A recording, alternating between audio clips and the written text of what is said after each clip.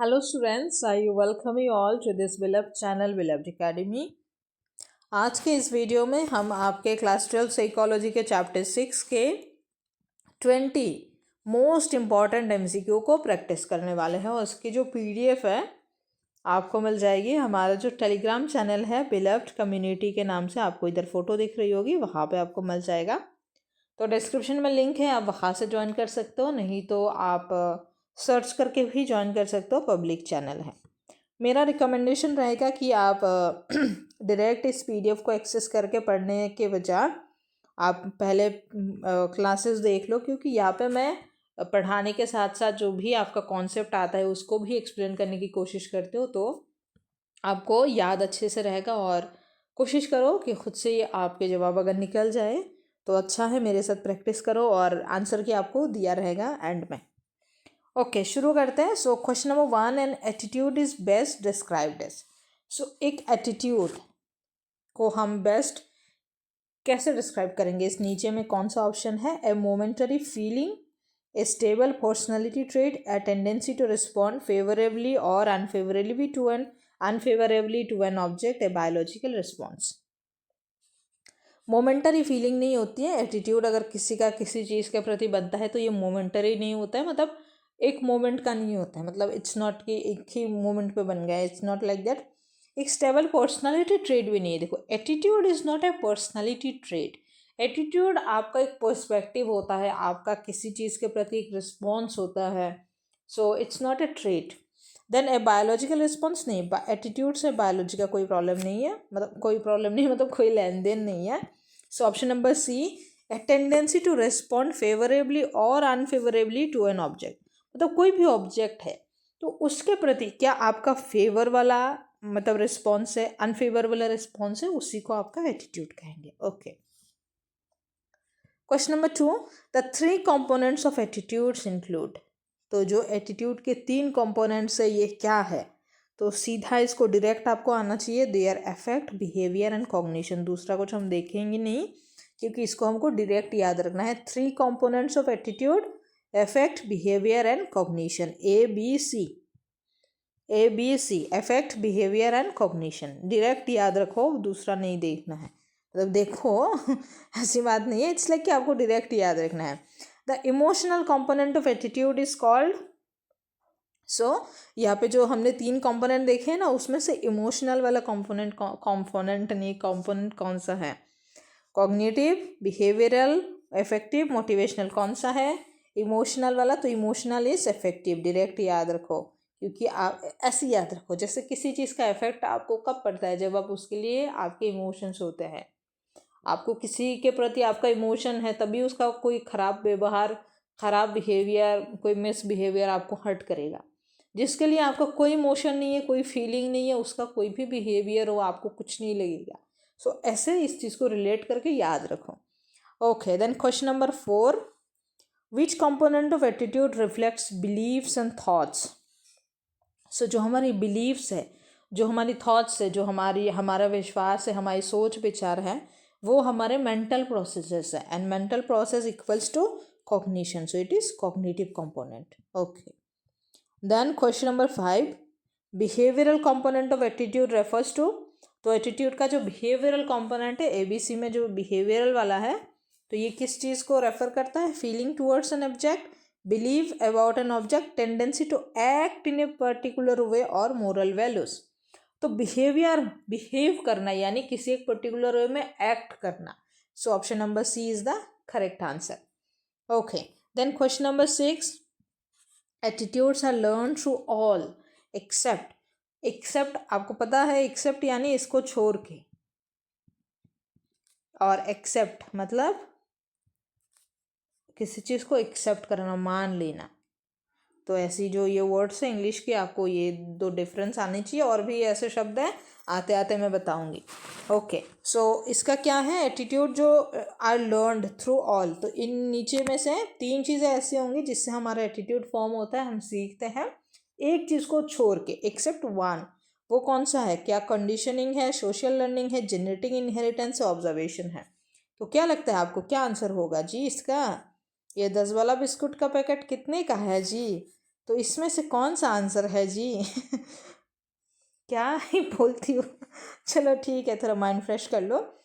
हम कंडीशनिंग सीखते हैं, हमारी कंडीशनिंग कैसी है उससे हमारा एटीट्यूड फॉर्म होता है। सोशल लर्निंग से ही तो सीखते हैं एटीट्यूड। ऑब्जर्वेशन, ऑब्जर्व करके दूसरों को देख के भी सीखते हैं। बट जेनेटिक से एटीट्यूड का कोई लेन देन नहीं है। माँ के पेट से कोई नहीं सीख के आता है किसी अच्छा बुरा ये सारी चीज़ें। ओके, मतलब हाँ है, जेनेटिक्स में है। मतलब इट्स नॉट लाइक कि माँ के पेट से कोई सीख के नहीं आता, वो एक ख़ानदानी चीज़ है। कुछ लोगों का कुछ रवैया रहता है, ख़ानदानी है। बट हम साइकोलॉजिकल लेवल पे चीज़ों की बात कर रहे हैं, हम सोसाइटल लेवल पे नहीं कर रहे हैं। इन चीज़ों को आप याद रखना। हो सकता है कोई बच्चा पूछ ही सकता है कि मैडम ऐसा तो नहीं होता है। ओके ठीक है, हम उतना नहीं बोलेंगे कौन बच्चा क्या पूछ सकता है, आपको डायरेक्ट आंसर बता दिए। So which of the following best predicts behaviour. So behaviour को प्रेडिक्ट करना यानी पहले से उसका क्या हो सकता है उस चीज़ का पता लगाना, इनमें से कैसे होगा। General attitude, weak attitude, specific attitude, unconscious attitude. बताइए क्या होगा जी? तो किसी का अगर किसी चीज़ के प्रति कोई स्पेसिफिक एटीट्यूड है तो हम बता सकते हैं कि इसका आने वाला बिहेवियर कैसे हो सकता है। मतलब अगर ऐसा सिचुएशन में, ऐसा कोई सिचुएशन में, ऐसे कोई स्पेसिफिक सिचुएशन में उसको डाल दे तो उसका क्या बिहेवियर है वो हम प्रेडिक्ट कर सकते हैं, अगर किसी का किसी चीज़ के प्रति बहुत ही स्पेसिफिक एटीट्यूड है तो। Then question number 8, cognitive dissonance occur. क्यों एक्सेंट करती हूँ मैं पता नहीं, ऐसे मस्ती के लिए। So cognitive dissonance occurs when there is, cognitive dissonance कब होता है। सो कॉग्निटिव डिसोनेंस, कॉग्निटिव का मैंने बोल दिया जो हमारे माथा में चलता रहता है, जो हमारी मेंटल प्रोसेसेस है उसी को हम कॉग्निशन कहते हैं। सो कॉग्निटिव कब होता है, कॉग्निटिव डिसोनेंस कब होता है, मतलब थोड़े अनबन कब होती है, कब होती है। अरे कॉन्फ्लिक्ट का मतलब भी तो अनबन ही है और डिसोनेंस का मतलब भी अनबन है। सो इट इज़ अबाउट जब हमारा एटीट्यूड और हमारे बिहेवियर में कॉन्फ्लिक्ट होता है, मतलब हमको किसी चीज़ के प्रति एटीट्यूड कुछ ख़राब है लेकिन हमको बिहेव ऐसा करना पड़ रहा है कि हमको तो ये चीज़ बहुत अच्छा लगता है भाई, तो ही क्या होगा, एक कॉन्फ्लिक्ट होगा। और कॉन्फ्लिक्ट और डिसोनेंस ऑलमोस्ट सेम मीनिंग ही है अगर हम जनरली देखें तो। Okay, then question number 9, according to Festinger people reduce dissonance by. तो ये डायरेक्ट क्वेश्चन है, फेस्टिंगर की अकॉर्डिंग कॉग्निटिव डिसोनेंस को कैसे रिड्यूस किया जाता है, तो चेंजिंग एटीट्यूड और बिहेवियर। तो हमको जब एटीट्यूड और बिहेवियर के बीच जो मैच नहीं करता है तब जाके होता है हमारा डिसोनेंस, मतलब कॉग्निटिव डिसोनेंस। तो अगर हम दोनों में से किसी को भी बदल ले तो ही हमारा डिसोनेंस रिड्यूस हो जाएगा, है कि नहीं। तो option number B is the correct answer. Then question number 10 question number 10, persuasion involves. Persuasion में क्या चीज़ आता है जी। So force change, voluntary change, punishment based learning और जेनेटिक इन्फ्लुएंस। तो पर्सुएशन का मतलब ही होता है चेंज करना, वॉल्यूंटरीली चेंज करना, अपनी मर्जी से किसी चीज़ को बदलना इज पर्सुएशन। Got it. जैसे हम नहीं कहते कि हम pursue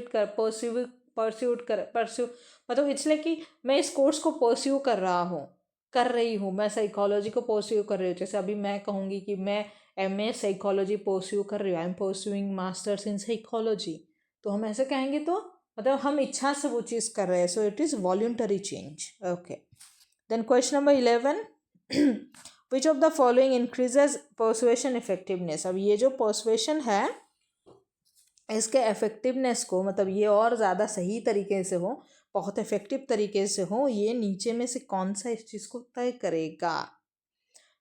so weak arguments, fear arousal with no solution, credible communicator, long message. तो यहाँ पे पर्सुएशन को और ज़्यादा इफेक्टिव कौन बना सकता है, कौन। जब कोई कम्युनिकेटर बहुत ज़्यादा क्रेडिबल है तभी ना।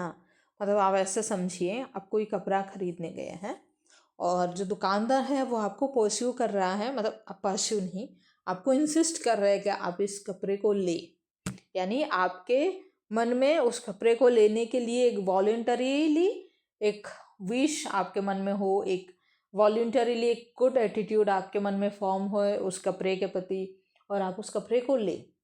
तो इसका इफेक्टिवनेस जो है ये कब बढ़ेगा, जब जो बंदा कम्युनिकेट कर रहा है, जो बंदा सेल कर रहा है आपको वो प्रोडक्ट, वो बहुत ही ज़्यादा क्रेडिबल कम्युनिकेटर होगा, अच्छे से आपको पिच कर पाएगा, आपको कन्विंस कर पाएगा, तो ही ना आपका मन बदलेगा और आप ले लेंगे।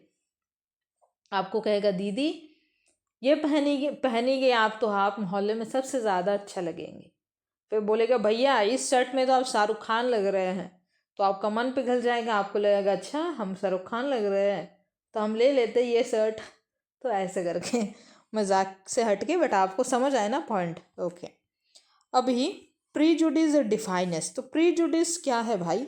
प्रीजुडिस इज लाइक कि जब हमारा किसी भी, मानो एक ग्रुप है, उस ग्रुप में कोई एक बंदा है जो दूसरे बंदों के प्रति कोई नेगेटिव मन भाव रखता हो, तो उसको हम कहते हैं प्रीजुडिस। तो प्रीजुडिस, तो जहाँ पे negative attitude towards a group आएगा, नेगेटिव एटीट्यूड आएगा, वही प्रीजुडिस है।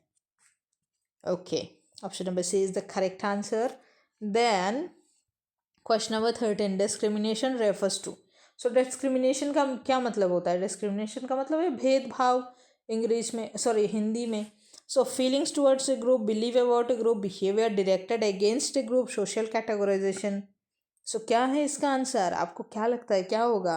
सो behaviour directed against the group, मतलब सारे ग्रुप के बच्चे एक तरफ और किसी एक के साथ डिस्क्रिमिनेट कर रहे हैं, मतलब इसको ग्रुप के अगेंस्ट में डाल दिया। So that is against, behaviour directed against group.